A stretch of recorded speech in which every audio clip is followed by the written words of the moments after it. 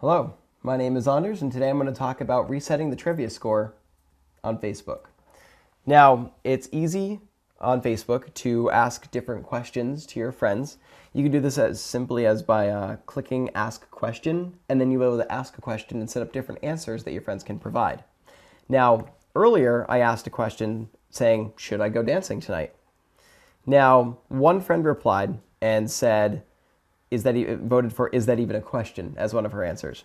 And that's all I've gotten back. Now, if more people had replied, perhaps we'd have different votes for different questions here.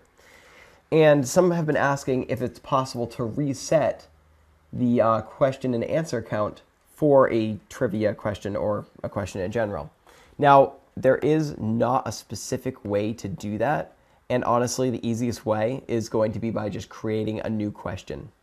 In order to ask a new question, just click on Facebook in the upper left-hand corner, click Ask Question, and ask the same question and provide the same answers as you did before.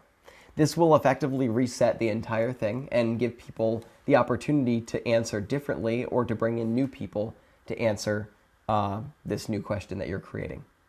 My name's Anders, and I talked a little bit today about how to reset the question and answer count on Facebook.